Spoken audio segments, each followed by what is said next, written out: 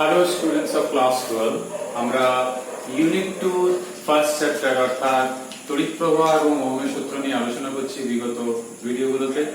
তো এই ভিডিওতে যে টপিকটা আলোচনা হবে সেটা হচ্ছে শান্ট কিংবা আমরা বাংলায় অনেক সময় বলে থাকি বিকল্প পথ।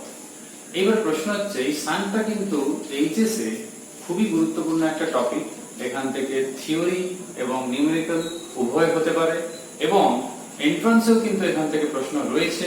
ওই জন্য এই ভিডিওতে আমরা শুধুমাত্র শান্ট এবং সেখান থেকে অ্যামিটার এবং ভোল্টমিটারের যে আলোচনা রয়েছে তোমাদের ছায়া প্রকাশনী বইতে 215 এবং 216 পেজে সেটা আমরা আলোচনা করব।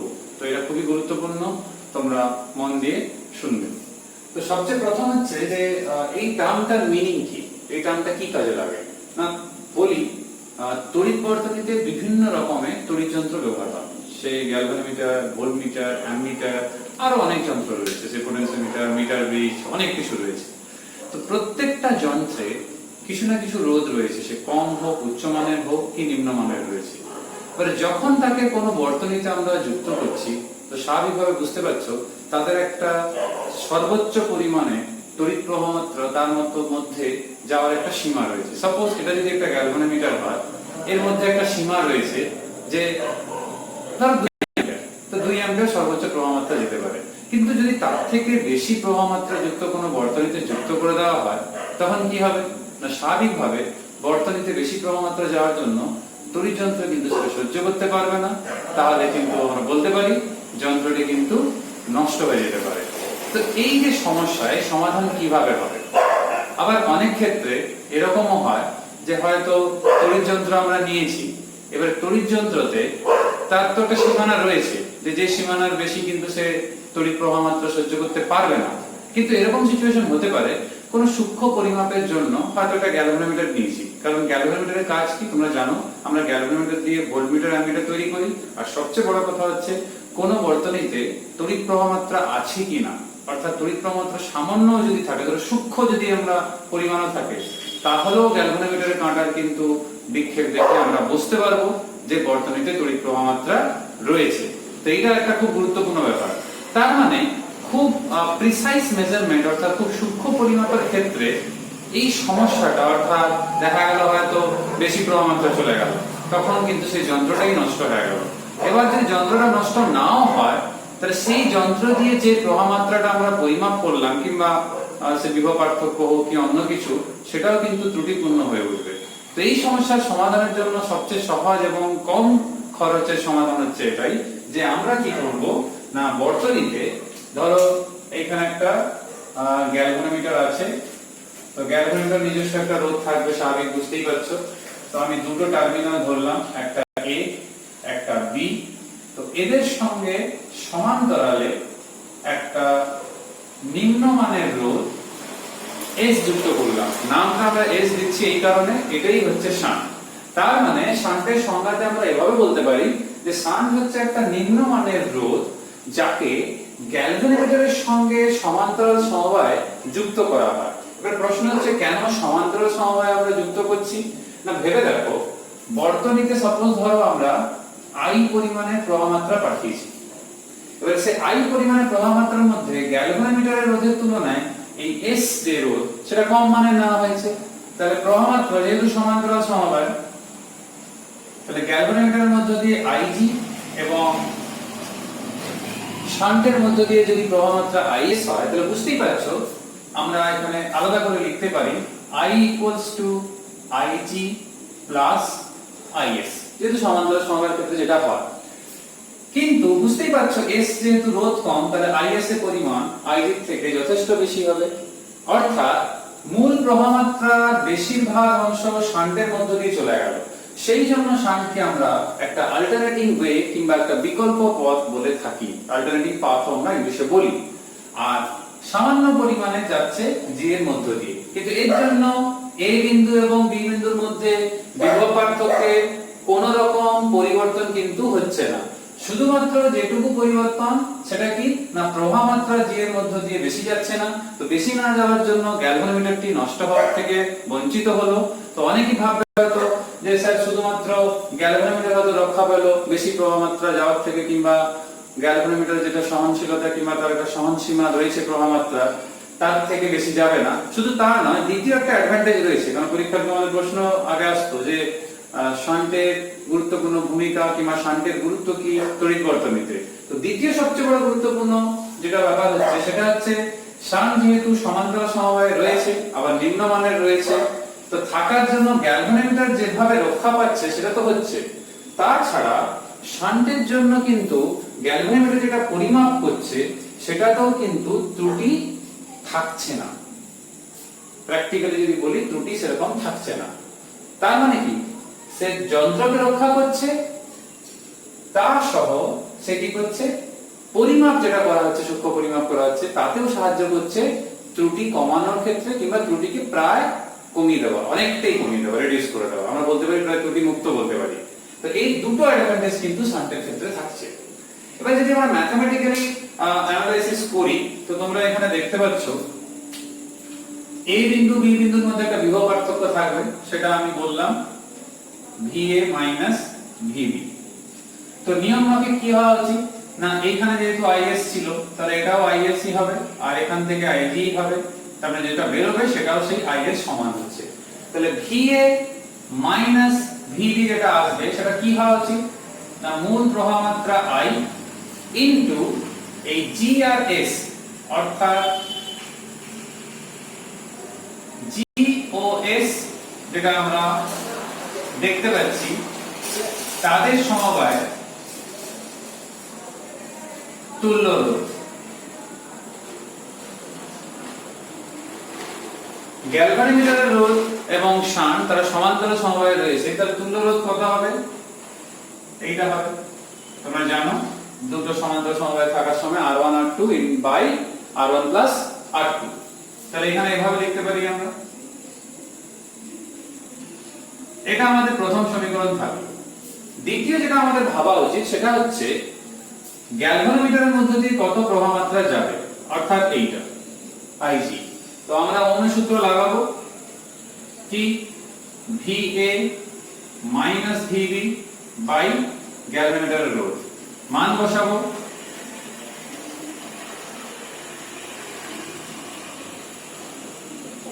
তাহলে দেখো যা নরমালি আসে দুটি রোধের সমান্তরাল সমবায়ের ক্ষেত্রে সেটাই এলো, অর্থাৎ যার মধ্য দিয়ে বের করব সে উপরে থাকবে না আর দুটো যোগফল নিচে থাকবে, এটা অ্যাজ ইট ইজ হলো।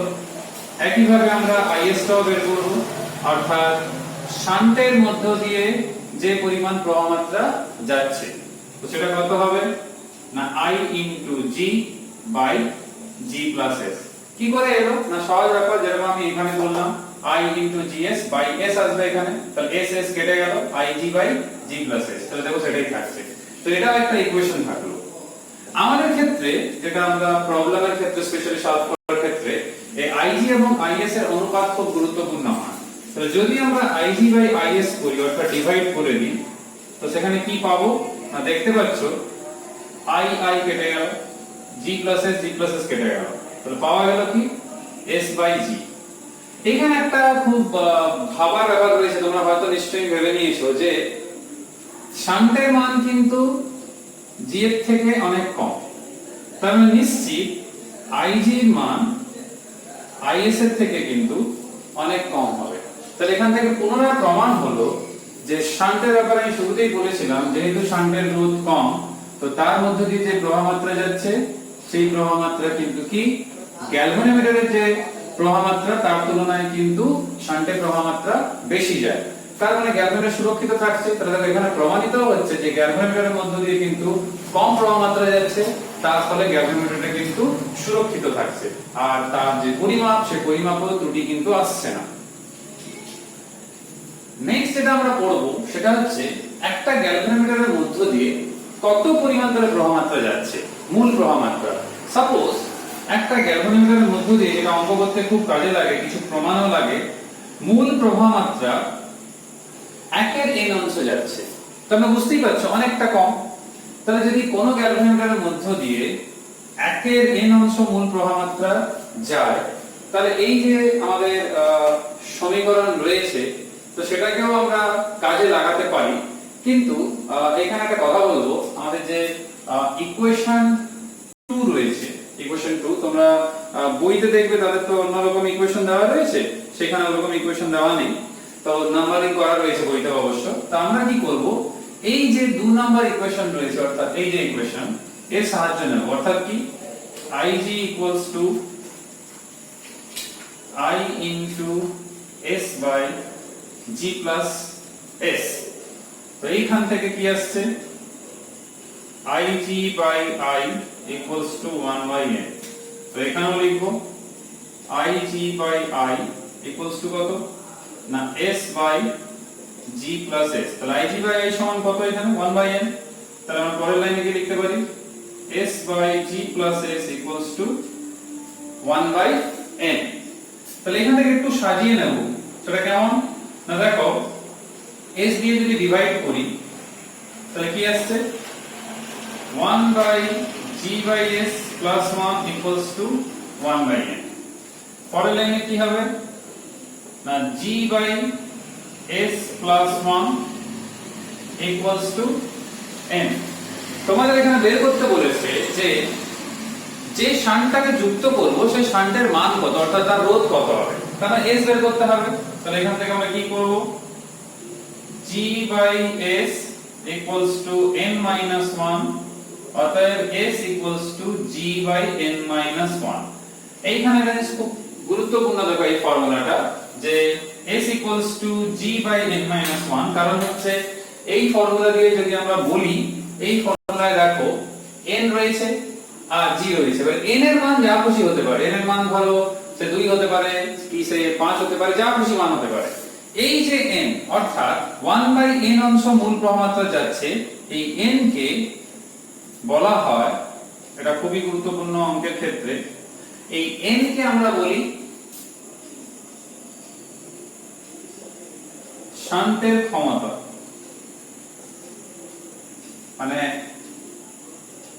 শান্টের কত ক্ষমতা পাওয়ার সেটা হচ্ছে এই n টার্ম দিয়ে বোঝা যায়।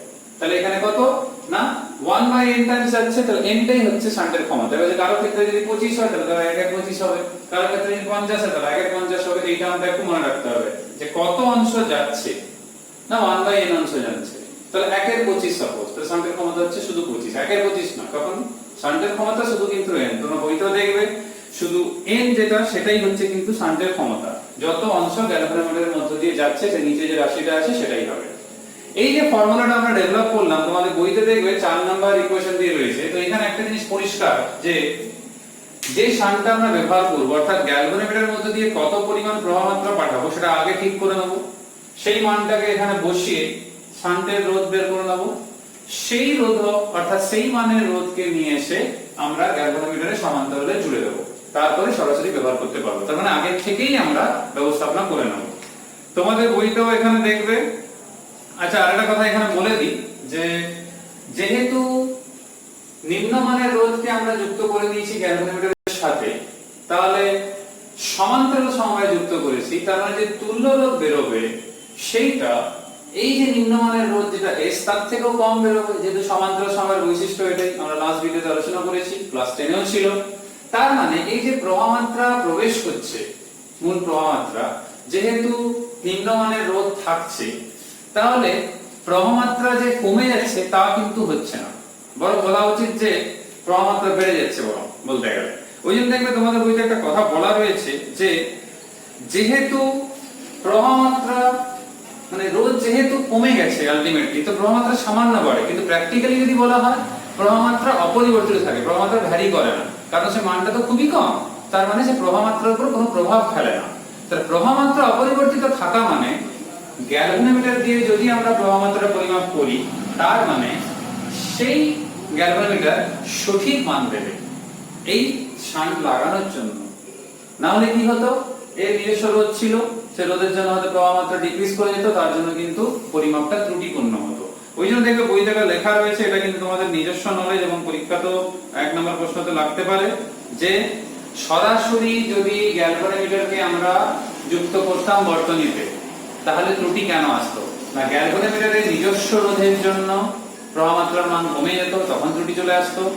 সমান্তরাল সমবায়ে একটা নিম্নমানের রোধ যুক্ত করে দেওয়া মানেই একটা অ্যাডভান্টেজ, এটা হচ্ছে যে ওভারঅল তুল্য রোধ কিংবা সমবায়ের তুল্য রোধ মান কমে যাচ্ছে, তার জন্য কিন্তু প্রবাহ মাত্রা প্র্যাকটিক্যালি থিওরিটিক্যালি হয়তো মনে হবে যে রেজিস্ট্যান্স কমে গেছে, তার প্রবাহ মাত্রা বেড়ে যাচ্ছে, কিন্তু প্র্যাকটিক্যালি যদি বলা হয় সেটা চেঞ্জ হয় না, সেটা আনচেঞ্জ থাকে, অপরিবর্তিত থাকে। তার জন্য পরিমাপে কিন্তু সুবিধা হয়, ত্রুটিপূর্ণ পরিমাপ হয় না। তখন কি হয় না, ত্রুটি মুক্ত হয়ে যায় পরিমাপটা। তো এটা একটু মনে রাখবে। নির্ভুলভাবে পরিমাপ করার ক্ষেত্রে শান্টের ভূমিকা কিন্তু অতুলনীয়। এইখানে দেখবে 215 পেজ আর 216 পেজ মিলে তিনটে গাণিতিক উদাহরণ রয়েছে। তিনটেই ইম্পর্টেন্ট, কারণ এই টাইপের প্রশ্ন টেস্ট পেপারে রয়েছে, তো খুবই কাজে লাগবে তোমাদের। এই তিনটেই অঙ্ক ভালো করে করবে, স্পেশালি প্রথম দুটো। এরপরে যে টপিকটা রয়েছে সেটা আমাদের পুরনো পড়া ক্লাস 10 এ ছিল, শুধুমাত্র একবার মনে করানোর ব্যাপার থাকছে। সেটা হচ্ছে বর্তনীতে আমাদের অ্যামিটার কিংবা অ্যামিটার যেটাকে বলা হয়, অ্যামিটারের সংযোগ কিভাবে করা হয়। তো তোমরা জানো যে অ্যামিটারকে সব সময় বর্তনীতে আমরা কিভাবে যুক্ত করি না, শ্রেণী সমবায় যুক্ত করি। অর্থাৎ যদি এটা একটা আমি কাজ করি, যেহেতু আমরা এখানে একটা রোধের মধ্য দিয়ে পাঠাচ্ছি, সে রোধ যা হতেই পারে, যে কোনো মানেরই হতে পারে। ধরো এটা একটা অ্যামিটার এরকম, তো কানেকশনটা এইভাবেই হয়।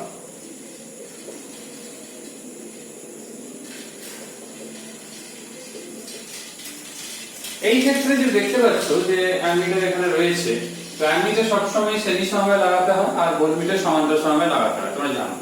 তো প্র্যাকটিক্যালি অ্যামিটারের রোধ নিম্নমানের হয়, কিন্তু থিওরিটিক্যালি এক্সপেক্টেশন থাকে যে যদি অ্যামিটারের রোধ শূন্য হয়, অর্থাৎ আদর্শ অ্যামিটারের রোধ কিন্তু শূন্য, শূন্য হলেই ভালো, কিন্তু বাস্তবে তো শূন্য হবে না, রোধ সামান্য হলেও থাকবে।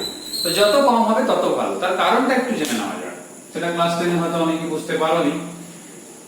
এবার বর্তনীর মধ্যে শুধুমাত্র ধরো আর ছিল, তো স্বাভাবিকভাবে একটা প্রবাহ মাত্রা তার মধ্যে দিয়ে যাচ্ছে। এখন সাপোজ ধরো এই অ্যামিটারটা নেই, শুধুমাত্র এই রোধকটা রয়েছে, তাহলে প্রবাহ মাত্রা নরমালি যেভাবে যাচ্ছে যাচ্ছে। এবারে আমরা একটা অ্যামিটার লাগিয়ে দিলাম। সাপোজ সেই অ্যামিটারে কিছু হলেও রোধ আছে, সে 10 ওহম হলেও রোধ আছে, কিংবা একটা নির্দিষ্ট কোনো মান আছে, ধরো 20 ওহম 30 ওহম কিছু একটা মান আছে। তার মানে দুটো শ্রেণী সমবায়, শ্রেণী সমবায় কি হয়, তুল্য রোধ বেড়ে যায়, যোগ হয়। যেহেতু মনে করে দেখো R = R1 + R2, তাহলে দুটো যোগ হয়ে গেল রোধ, দুটো রোধ যোগ হয়ে যাওয়া মানে রোধের মান বেড়ে গেল। তার মানে প্র্যাকটিক্যালি স্পিকিং তাহলে এই যে প্রবাহ মাত্রাটা যাচ্ছে সেটা কি হবে না, আমরা জানি যে প্রবাহ মাত্রা সেম থাকবে, কিন্তু যেহেতু রোধ এই ক্ষেত্রে পরিবর্তন হয়ে গেছে, তারপর আমরা বলতে পারি যে প্রবাহ মাত্রার মান কিন্তু এখানে রিডিউসড হয়ে যাচ্ছে তুল্য রোধ বেড়ে যাওয়ার জন্য। তাহলে অ্যামিটারে যে পরিমাপটা হবে, অ্যামিটারে যে আমরা পরিমাপটা করব প্রবাহ মাত্রা, তো সেটা তো নির্ভুল হবে কি করে, তো মান তো কম দেখাবে। তো এটা একটা প্রবলেম থাকে, ওই জন্য সব সময় নিম্ন মান অর্থাৎ নিম্ন রোধ যুক্ত অ্যামিটারকে নেওয়া হয়। এবারে কেউ বলবে যে তাহলে প্র্যাকটিক্যালি তো সব সময় আমরা ব্যবহার করছি অ্যামিটার, মিলি অ্যামিটার, মানে নিম্নমানের নেওয়ার জন্য মাইক্রো অ্যামিটার ব্যবহার করছি, তো তাদের ক্ষেত্রে কি একই নীতি? হ্যাঁ, একই নীতি তাদের ক্ষেত্রেও থাকে। এবং প্রবলেমটা হচ্ছে কি, আমরা অ্যামিটার যদি বেশি রোধপূর্ণ হয় তখন কিন্তু প্রবাহ মাত্রা কমে যাবে, তখন যে মানটা নেব সেটা ভুল বেরোবে, অর্থাৎ এরর থাকবে তাতে। কিন্তু যদি আমরা নিম্নমানের রোধযুক্ত অ্যামিটার নিই, প্র্যাকটিক্যালি আমরা থিওরিটিক্যালি বলি কি 0 হওয়ার কথা, কিন্তু প্র্যাকটিক্যালি তো 0 হবে না, থাকবে মান। তাহলে কি হবে, যদি কম মানের নিই আর এই আরটা যদি যথেষ্ট বেশি হয়, তাহলে আর এর রোধ অর্থাৎ রোধকের যে রোধ সেটা অ্যামিটারের রোধের তুলনায় যথেষ্ট বেশি, তখন কিন্তু অ্যামিটারের রোধকে আমরা নেগলেক্ট করতে পারবো কিংবা উপেক্ষা করতে পারবো, যেটা প্র্যাকটিক্যালি সার্কিটগুলোতে করা হয়, বাস্তবে সেটাই করা হয়। তখন প্রবাহ মাত্রা সেরকম আর পরিবর্তন হয় না। তো এটা একটা ব্যাপার। এইবারে আমরা জেনে নেব যে ভোল্টমিটারের সংযোগ আমরা কিভাবে করি।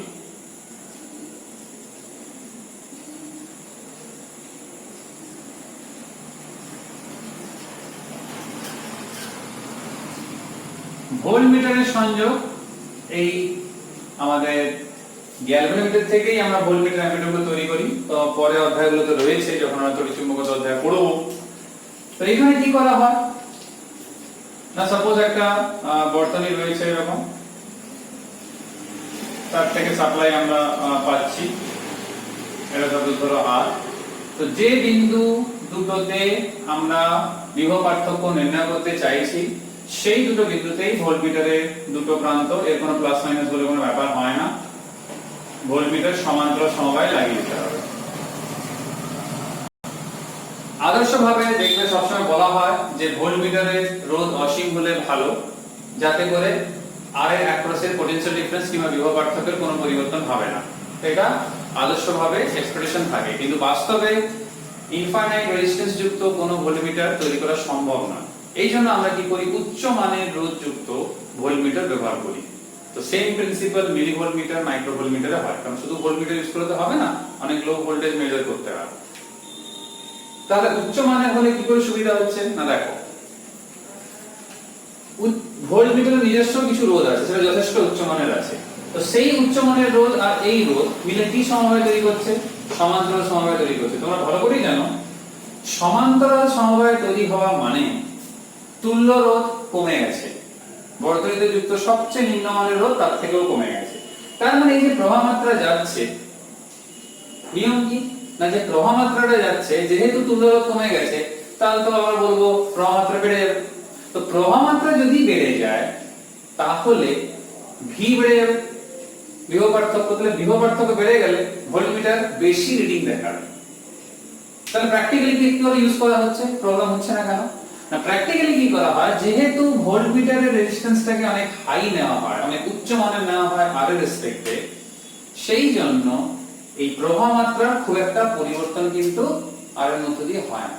তার মানে কি ভোল্টেজের যে ডিফারেন্স অর্থাৎ পটেনশিয়াল যে ডিফারেন্স, সেই বিভব পার্থক্যের কিন্তু পরিবর্তন সেরকম হয় না। তাই তোমরা দেখবে বইতেও পরিষ্কার লেখা রয়েছে ভোল্টমিটার হলো বর্তনীর সঙ্গে সমান্তরালে যুক্ত একটি উচ্চ রোধ বিশিষ্ট যন্ত্র।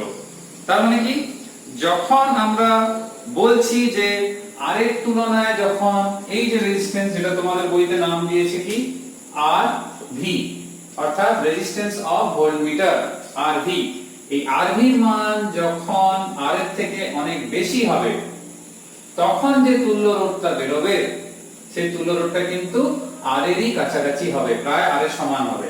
তার মানে প্রবাহ মাত্রার কোনো পরিবর্তন হচ্ছে না, সেই জন্য বিভব পার্থক্যের পরিবর্তন হবে না, যেটা অ্যাকচুয়ালি বর্তনীতে থাকা উচিত সেটাই থাকে। সেই জন্যই আমরা সমান্তরাল যুক্ত করলেও কোনো সমস্যা হয় না প্রবাহ মাত্রার উপরে। প্রবাহ মাত্রার উপরে যে সমস্যা হচ্ছে না, সেই জন্য বিভব পার্থক্যের কোনো সমস্যা হচ্ছে না, যেটা অরিজিনাল সেটাই থাকছে। এই জন্য দেখবে ক্লাস 10এও বলা হতো যে আদর্শ অ্যামিটারের রোধ শূন্য আর আদর্শ ভোল্টমিটারের রোধ অসীম, এই কারণেই বলা হতো। তো তোমাদের এইচএসও 1 মার্কস এসেছে আদর্শ অ্যামিটার এবং আদর্শ ভোল্টমিটারের রোধ কেন একটা জিরো আর কেন একটা ইনফিনিটি হয়, কিংবা প্র্যাকটিক্যালি কেন আদর্শ, কিংবা যদি আমি প্র্যাকটিক্যাল অ্যামিটারের কথা বলি, ভোল্টমিটারের কথা, তো প্র্যাকটিক্যাল অ্যামিটারের রোধ কেন নিম্ন এবং ভোল্টমিটারের রোধ কেন, এটা তোমাদের ভালো করে পড়ে রাখতে হবে। তো এখানে আলোচনা শেষ করব। এখানে চারটে গাণিতিক উদাহরণ রয়েছে 216 এবং 217 পেজে।